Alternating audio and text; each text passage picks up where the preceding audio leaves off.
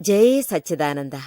మీ అందరి మనసుల్లోనూ కొలువై ఉన్న పరమాత్మకు నా మనఃపూర్వకంగా శిరస్సు వంచి నమస్కరిస్తున్నా. మరణం గురించి ఇంకా కొన్ని విషయాలు మనం ఈరోజు మాట్లాడుకోబోతున్నాం. మరణం వచ్చే ఆ ఆఖరి సమయంలో మన గుండె లోతుల్లో ఏర్పడే ఆఖరి మార్పుల గురించి మనం చూశాం. ఇప్పుడు దీన్నే ఇంకా కొంచెం డీటెయిల్డ్గా అర్థం చేసుకోవడం అవసరం. ఆఖరి మార్పులే మన స్థితిని మారుస్తాయి. ఇదే కరెక్ట్. మార్పుల ఆధారంతోనే గతి, కర్మవిధి మనకు ఏర్పడతాయి. ఈ లెక్క ప్రకారమే గతి మనకు వస్తుంది. భగవాన్ మహావీరులున్న సమయంలో ఒక అందమైన విషయం. భగవాన్ మహావీరులున్న సమయంలో మగధ దేశపు రాజా, ఆ రాజాగారి రాజ్యమే చెలామణయ్యేది. అతనికి ఒక పెద్ద విషయం జరిగింది. అతను చాలా గొప్పవాడిగా పేరుగాంచాడు. పోయిన జన్మలో చేసుకున్న పుణ్యం వల్ల అతనికి ఈ ఈ జన్మలో ప్రతిరోజు 4 పీపాల్లాంటి పాత్రల్లో బంగారం వచ్చి చేరేది. అతని తండ్రి దైవాన్ని చేరుకున్నాడు. అతనే అక్కడ్నుంచి పంపించసాగాడు. అతను తన గొప్పకు మారుగా పోయిన జన్మలో పేదవాడిగా ఉన్నాడు. అమ్మకి కన్న కొడుక్కి పాపం పూట గడవడమే చాలా ఇబ్బందిగా ఉండేది వాళ్ళకి. కొడుక్కి పాయసం తినాలని ఆశ. అందువల్ల తల్లి పొరుగిళ్లల్లో పాచిపనులు అవి చేసి సంపాదించి ఆ డబ్బుతో పాయసం చేసిచ్చింది. ఆ కొడుక్కి చేసిచ్చి, నువ్వు సంతోషంగా తాగరా బాబూ, నేను వెళ్ళి బయట పని చేసొస్తానంది. అప్పుడు ఎదురుగా భవతి భిక్షాందేహి అని ఒక అతను బిచ్చం కోరి వచ్చాడు. కొడుక్కి చాలా సంతోషం, ఇదేంట్రా మన ఇంటికి సాధువు వచ్చాడు అని. అందువల్ల చేసిచ్చిన పాయసమంతా అతనికిచ్చేశాడు. అతను తన కోసం కొంచెం కూడా మిగిలించుకోలేదు. అందువల్లే అతనికంత పుణ్యం వచ్చింది, ప్రాప్తించింది. పుణ్యమంటే ఏంటో చెప్పనా? ప్రతిరోజు 4 పెట్టెలు నిండిపోయేలా బంగారం అతనికి సొంతమైంది. దీని గురించి ఇంకా చెప్పాలంటే, ఈ ఊర్లో ఉన్న పెద్దాయన కొడుకు వచ్చి తండ్రి దైవసన్నిధి చేరుకోగానే ఇతనికి ఇవి పంపిస్తూనే ఉన్నాడు. ఇతనికి లెక్కకు మించిన భార్యామణులున్నారు. ఎక్కువ పెళ్ళిళ్ళు చేసుకున్నాడు. అతనికి ఉన్న బంగ్లా చాలా పెద్ద బంగ్లా ఉండేది. అతను ఎప్పుడూ ఆ బంగ్లా గోపురంలో, అంతఃపురంలో అప్సరసలతో ఉండేవాడు. అతను ఎట్టి పరిస్థితుల్లోనూ కిందికి రాలేదు. వాళ్ళ అమ్మగారే అక్కడ అన్ని విధాలుగా చూసుకునేవారు. అంత హాయిగా ఉండేవాళ్ళు. ఒకసారి ఏమైందంటే, రాజుగారి దర్బార్లో పొరుగు దేశం నుంచి ఒక అతను అక్కడికొచ్చాడు. ముత్యాలతో పొదిగిన కంబళి అమ్మడానికి. అతని దగ్గర 16 కంబళ్ళు ఉన్నాయి. అతనికి ఇటువంటి కంబళ్ళు రాజుగారు తప్ప ఇంకెవరూ కొనరని అతనికి అర్థమైంది. రాజుగారి దగ్గరికెళ్ళి చూపించాడు. దానికి ఆ రాజు దాని విలువెంత అని అడిగాడు. దాని విలువ అతని ఖజానా ఖాళీ అయ్యేలా ఉంది. అతను ఒక కంబళి కూడా కొనే స్థితిలో లేడు. అందువల్ల అతను వద్దు అన్నాడు. ఇతను వద్దన్నాడన్న ఉద్దేశంతో ఇతను బయలుదేరాడు. ఎంతో కష్టపడి దీన్ని చేసి రాజావారికి అమ్మాలని వస్తే రాజావారు దాన్ని నిరాకరించారు అనుకుంటూ ఆ బాధలో గొణుక్కుంటూ తిరుగు దారిపట్టాడు. రాజావారే వద్దన్నాక ఇంకెవరు కొనగలరు? వెంటనే గ్రామస్తులంతా ఆ పెద్దాయన దగ్గరికి వెళ్ళు, ఆయన తప్పకుండా నీ దగ్గరున్నవన్నీ కొంటాడని వాళ్ళు చెప్పారు. అంతటి రాజావారే వద్దన్నాక ఈయన మాత్రం ఏం కొంటాళ్లే అనుకున్నాడు. మీకు అతని గురించి తెలీదు, వెళ్ళి చూడండి అన్నారు. వెంటనే అతను అక్కడికి వెళ్ళాడు. ఆవిడగారు ఏం చేశారంటే, 16 కంబళ్ళు వాళ్ళ అబ్బాయి చూడాలని దర్బారుకిచ్చి పైకి పంపించింది. కొడుకు ఏమన్నాడంటే, నాకు 16 చాలవు, 32 కావాలని చెప్పాడు. ఎందుకంటే 32 రాణులు ఉన్నారు కదా. వెంటనే అతను అన్నీ లేవు, నా దగ్గర 16 ఉన్నాయని అతను చెప్పాడు. పర్వాలేదు, ఇప్పటికి ఇవి కొనుక్కుంటాను, తర్వాత యూస్ అవుతాయి. లేదంటే 2గా కట్ చేసి ఇస్తానని అతను చెప్పాడు. దీన్నే 32 రాణులకు ఇచ్చేస్తాను, మిగిలిపోయిన ఒక తుండుని నేను బాత్రూమ్ పక్కన మ్యాట్లా వాడుకుంటానని చెప్పాడు, కాలికి మ్యాట్లాగా. ఈ రకంగా అతను చెప్పి అవి కొన్నాడు. విక్రయదారుడికి చాలా ఆశ్చర్యం వేసింది. ఇంత విలువైన కంబళ్ళు ఇతనేమిట్రా అంటే కాళ్ళు తొక్కే మ్యాట్లాగా యూజ్ చేస్తానంటున్నాడేంటి, చాలా ఆశ్చర్యపోయాడు. నిజంగానే ఇతను చాలా విచిత్రమైన మనిషే. సంతోషంతో డబ్బు తీసుకుని అతను వెళ్ళిపోయాడు. అప్పుడు రాజావారికి చిన్న దిగులు ఏర్పడింది. పాపం, ఈ కంబళి అమ్మడానికి వచ్చిన అతను ఏమయ్యాడు, అవి అమ్మగలిగాడా అని ఆరా తీసినప్పుడు ఎవరో ఒక అతను మొత్తం కొనేశాడని చెప్పడంతో ఆ ఆ మాట విని అతనికి చాలా ఆశ్చర్యం వేసింది. మన రాజ్యంలో మనకు తెలియకుండా మనకంటే డబ్బున్నవాడు ఎవరై ఉంటారని. వెంటనే మంత్రి ఆ పెద్దాయన గురించి వివరించాడు. అతనికి ఒకటే సంతోషం, పెద్దాయన్ని దర్బారుకు తీసుకురండని అక్కడున్న వాళ్ళకి చెప్పాడు. ఆ పెద్దాయన వాళ్ళమ్మ, నిన్ను రాజావారు పిలుస్తున్నారు, నువ్వు తప్పకుండా వెళ్ళి తీరాలని చెప్పింది. కానీ అతను రాజైతే ఏంటి, రావడం కుదరదని చెప్పాడు. చస్తే రానని చెప్పాడు. రానుగాక రానన్నాడు.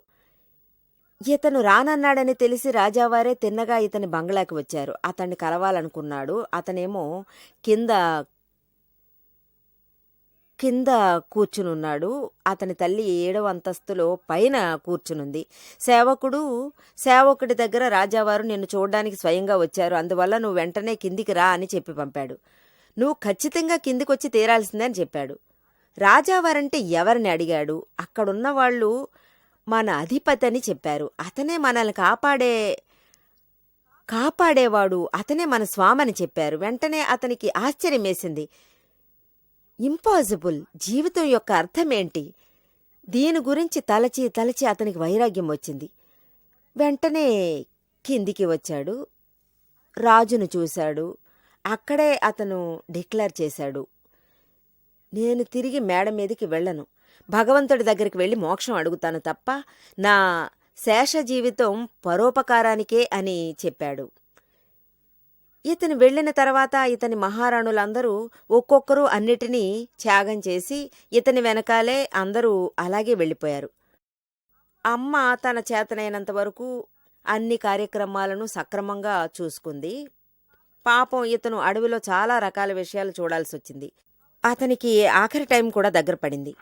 అమ్మకి పాపం తన కొడుకును చూడాలని చాలా ఆశ. ఆవిడ తిన్నగా కొడుకును చూడ్డానికి బయలుదేరింది. ఆవిడ ఇటు వెతికి అటు వెతికి ఆఖరికి తపస్సు చేస్తున్నాడని తెలిసొచ్చింది. వెంటనే అతను ఉన్నతమైన మోక్షాన్ని పొందడానికి కొన్ని క్షణాలు మాత్రమే ఉన్నాయి. ఆవిడ పరుగున కొడుకుని చూడ్డానికి వచ్చింది. కొడుకు బాగా ఆత్మధ్యానంలో ఉన్నాడు.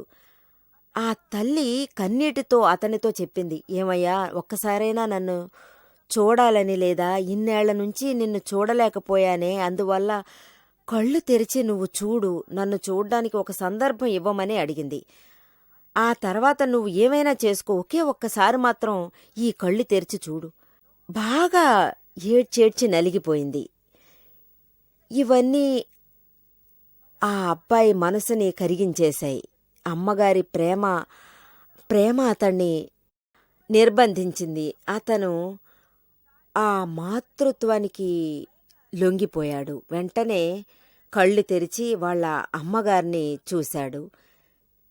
తల్లి పేగుబంధం అతన్ని కట్టిపడేసింది. ఆ సమయం అతని ప్రాణం గాలిలో కలిసిపోయింది.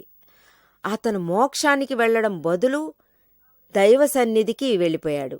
చాలా చిన్న తప్పు జరగడం వల్ల మోక్షానికి వెళ్లాల్సిన ఆ సందర్భం అతని చెయ్యి జారిపోయింది. చూశారా, చాలా చిన్న మాతృత్వం మరణించే సమయంలో ఎక్కడి నుంచి ఎక్కడికి తీసుకెళ్లి వదిలింది. ఈ పరిస్థితే మారిపోయింది.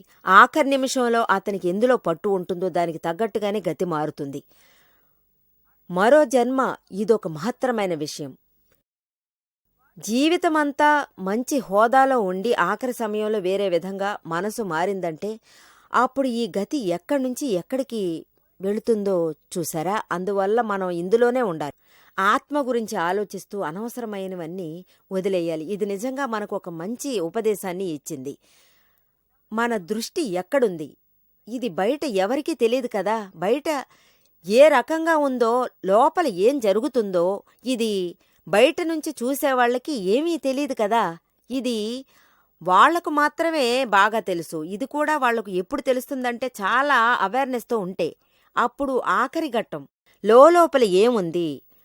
లోలోపల ఏం జరుగుతుంది? వాళ్లకు మాత్రమే అది తెలుసు. అప్పుడే వాళ్లకు ఇదంతా తెలిసొస్తుంది. బయటనుంచి మీరు జపం చేయొచ్చు, లేదంటే మీరు ధ్యానంలో కూడా ఉండొచ్చు. ఇలా చాలామందిని నేను చూశాను. మీరు కూడా చాలామందిని చూసుండొచ్చు.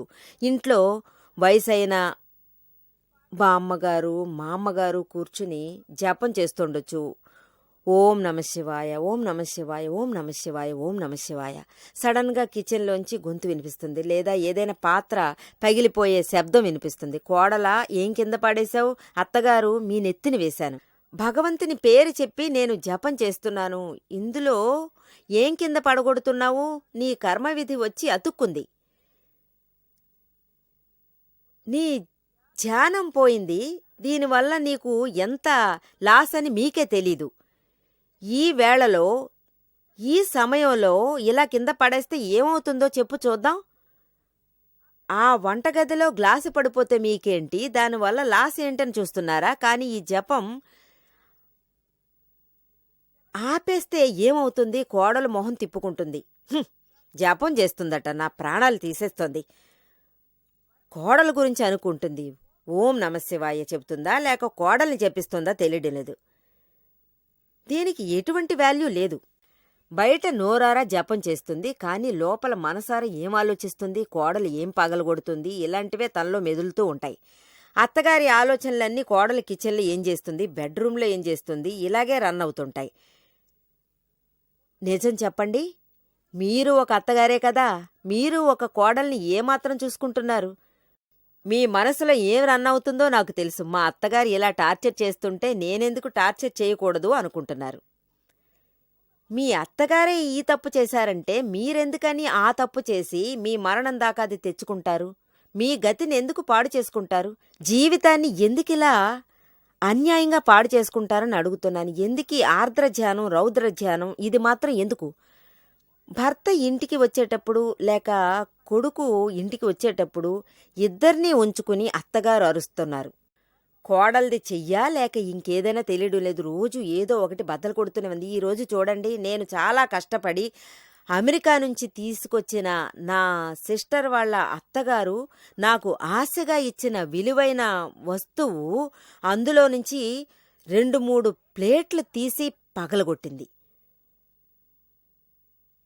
ఏది తనకి సరిగ్గా పెట్టుకోవడం తెలీదు. ఇవన్నీ వాళ్ళింట్లో చూసుంటే కదా ఇవన్నీ తను భద్రంగా ఉంచుకోగలదు. ఇవన్నీ ఏంటో తెలియనప్పుడు ఏం చేయగలదు? పాపం కోడలు ఇది విన్నప్పుడు తన మనసు ఎంత కష్టపడుతుందో చూడండి. తను పాపం ఆర్ద్రధ్యానం, రౌద్రధ్యానం అన్నీ చేయగలదు. అత్తగారు ఇదే చేయగలదు. అలాగే కొడుకుని, భర్తని ఈ రౌద్రధ్యానంలోనూ ఆర్ద్రధ్యానంలోనూ తోసేసి ఒకరి వల్ల ఎంతమంది బాధపడుతున్నారు. ఇవన్నీ మీరు ఏమీ ఆలోచించటం లేదు కదా. పగిలిపోతే ఏంటి? పగిలిపోతే పగిలిపోని, పగిలిపోయిందే కదా. మనం ఎందుకు ధ్యానాన్ని బద్దలు కొట్టాలి? మీ పాటికి మీరు జపం చేస్తూ ఉండొచ్చు కదా. ఎవరిని ధ్యానం చేస్తున్నారు? శివుణ్ణి ధ్యానిస్తున్నారా లేక మీ కోడల్నా? భగవంతుడు మీకు ఎలా మంచి చేస్తాడు చెప్పండి చూద్దాం. ఎటువంటి ఫలితంలోనూ ఛార్జ్ ఉండదు. మీరు ఎన్ని మాలలైనా ఉంచుకోండి, ఎన్ని గంటలైనా జపం చేయండి, కోట్ల కొద్దీ జపాలు చేయండి. మనసు లోపల మార్పులు మీరు మార్చుకోకుంటే, మీరు ఒక దాని మీద ధ్యాస ఉంచకుంటే, ఆర్ద్రధ్యానం, రౌద్రధ్యానం మీకు తగ్గకుండా ఉంటే, తగ్గించాలనుకోవడం చాలా మంచి విషయం. దీనికోసం మీరు కష్టపడాలి. అందుకోసం మీ జీవితంలో మనశ్శాంతి, సంతోషంగా ఖచ్చితంగా ఉంటాయి. మీరు ఇతరులకు కూడా మనశ్శాంతి, సంతోషం ఇవ్వగలరు. మీ గతి కూడా బాగానే ఉంటుంది. ఇక్కడే మనశ్శాంతి లేకుండా ఇక వచ్చే రోజుల్లో ఎక్కడి నుంచి మనశ్శాంతి వస్తుంది? మనశ్శాంతి లేదనకండి. మీరే మనశ్శాంతిని తీసుకురావాలి. మిగతాది వచ్చినప్పుడు చూసుకోవచ్చు. దీనికోసం మీరు దేనికోసమూ దిగులు పడాల్సిన అవసరం లేదు. అర్థమైందా? ఈ విషయంలో మాత్రం నిజంగా లోలోపల అవేర్‌నెస్‌తో మీరు ఉండాలి. చాలా మందికి ఏమవుతుందంటే మరణించే సమయంలో మరణం యొక్క భయం చాలా ఉంటుంది. అన్నిటినీ వదిలేసి పారిపోవాలని కూడా అనిపిస్తుంది. అన్ని రకాల ఫీలింగ్స్ వస్తాయి. ఒక సైడేమో మరణం గురించి భయం, ఇంకో సైడేమో శరీరం వల్ల వేదన. మరణ వేదన లాంటి వేదన ప్రపంచంలో వేరే ఏదీ లేదు. ఒక సైడ్ శరీరం వల్ల, మరణం వల్ల ఏర్పడే భయంకర వేదన, ఇంకో సైడు అయ్యో మనం అంతా వదిలేసి వెళ్తున్నామే అన్న ఒక దిగులు. నేను జీవితాంతం కృషి చేసి, జీవితాంతం కష్టపడి, ఇవన్నీ నేను కూడబెట్టాను. ఇవన్నీ వదిలేసి వెళ్లాల్సొస్తుందే. మనం ఎక్కడికి వెళుతున్నాం? ఎక్కడికి వెళుతున్నామనేదే మనకు తెలీదు.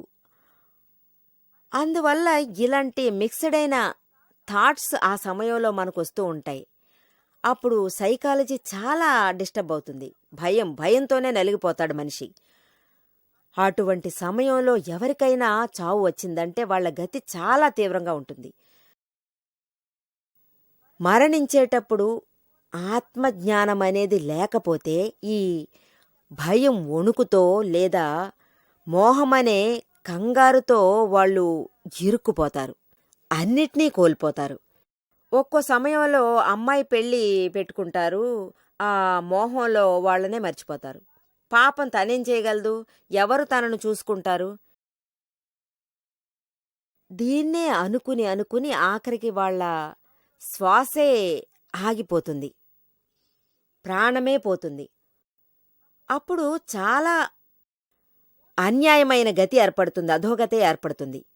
మనిషి నుంచి జంతువు గతి పడుతుంది. ఇవన్నీ మనం అర్థం చేసుకోపోవడం వల్ల, అమాయకత్వం వల్ల మన గతి మనం పాడు చేసుకుంటున్నాం. నవ్వుతూ ఉంటే, మాట్లాడుతూ ఉంటే ఎటువంటి దుఃఖం కలగదు. వాళ్ళ మరణం ఇటువంటి పరిస్థితిలో ఏర్పడిందంటే అప్పుడు వాళ్ళ గతి గొప్ప గతి అవుతుంది. ఖచ్చితంగా వాళ్ళు ఉన్నత స్థాయికి చేరుకుంటారు. ఇక్కడ నన్ను చూడ్డానికి ఒక అంకుల్ వచ్చేవారు. Sales tax commissioner, retired. అతని జీవితాంతం చాలా సాత్వికంగా ఉన్నాడు. ఈ రోజుల్లో సాత్విక జీవితం అంతేకాదు బ్రహ్మాండమైన జీవితం. అలాగే దాదాజీ జ్ఞానదీక్ష ప్రాప్తించిన వ్యక్తి, నిరంతరం ఆత్మజ్ఞానంలో ఉండే వ్యక్తి.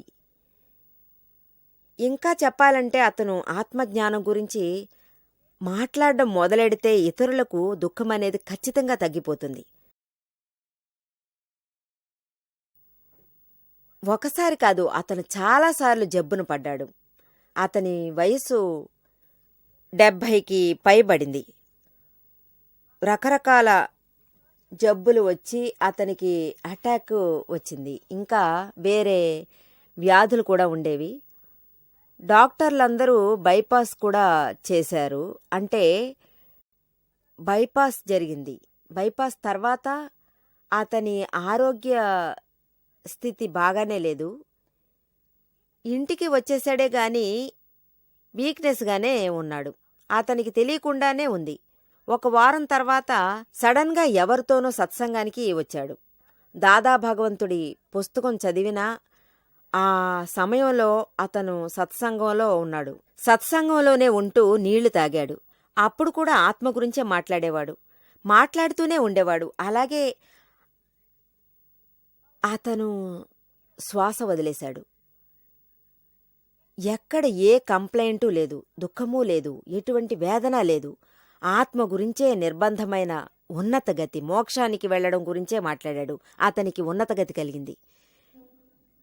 ఇంట్లో అందరూ ఏడ్చి ఆర్భాటం చేసి ఒక పండుగ వాతావరణం కనిపించింది. మనకు మంచి పరిస్థితి, మంచి జ్ఞానం ఉంది. ఆ మరణించే సమయంలో సమాధి మరణం కూడా అతనికి ఏర్పడింది. ఇటువంటి దాన్నే సమాధి మరణం అంటాం.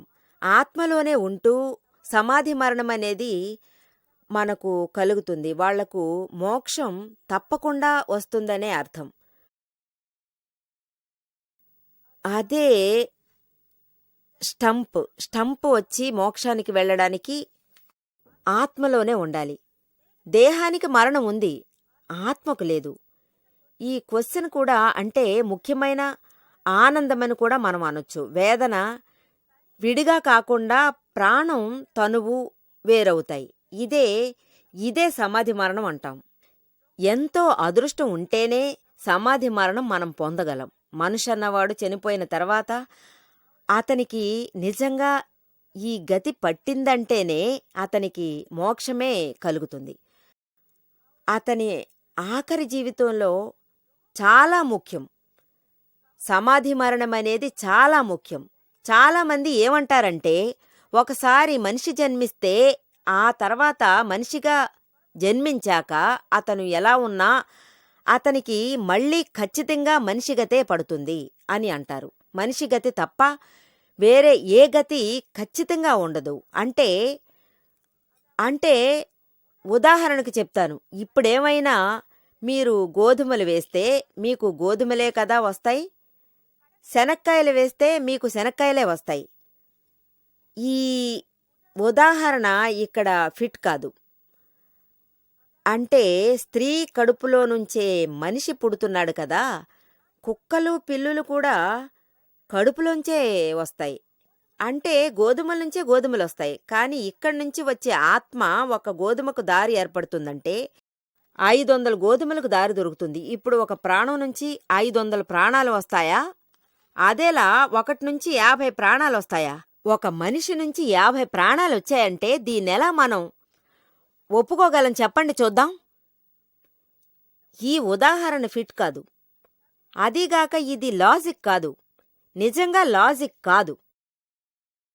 మనకున్న ఎన్నో రకాల శాస్త్రాల్లో, గీతలో, వేదాల్లో, ఉపనిషత్తుల్లో, ఆహార్యంలో, జైన శాస్త్రాల్లోనూ అన్నిట్లోనూ కర్మవిధికి తగ్గట్టుగానే గతి కలుగుతుందని చెప్పబడుతుంది. అంటే కృష్ణ భగవాన్ గీతలో చెప్పాడు, 4 గతులు బోధించాడు. మనిషి నుంచి మనిషి గతి, జంతువులు పుట్టొచ్చు, నరకానికి కూడా వెళ్ళొచ్చు, స్వర్గానికి కూడా వాళ్ళు వెళ్ళొచ్చు, మోక్షానికి కూడా వాళ్ళు వెళ్ళొచ్చు. అంటే తర్వాతది 5వ గతి. ఇవన్నీ కూడా సమయ సందర్భాలే. మనిషి నుంచి మనిషే పుడితే దీనికొక ఎండే లేదే, అంతమే లేదే. మోక్షమనేది ఎవరికీ దొరకదే. ఎంత చెడు చేసినా తర్వాత మనిషి రాక్షసుళ్లా కదా జన్మిస్తాడు. ఇప్పుడొచ్చి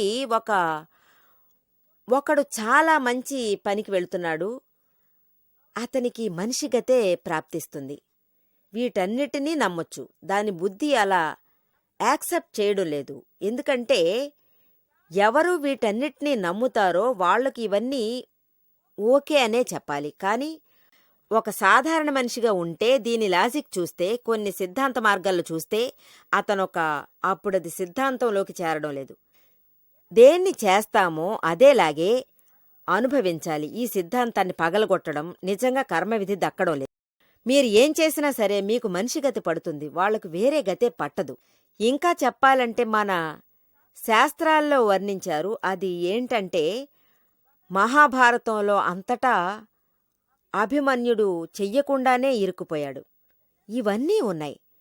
వీటిని స్వీకరిస్తే మనకు అభివృద్ధి అనేది ఖచ్చితంగా ఉంటుంది. జై సచ్చిదానంద.